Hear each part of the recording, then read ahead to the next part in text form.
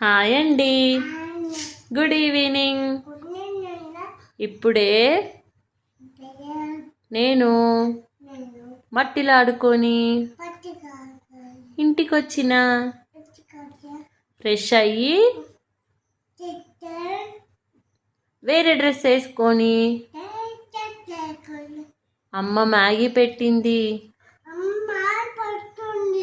ఇప్పుడు తింటున్నా.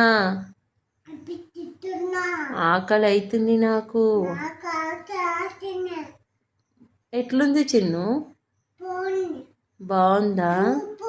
సూపులుందా? మరి మీరేం తిన్నారు? పాలు తాగారా? టీ తాగారా?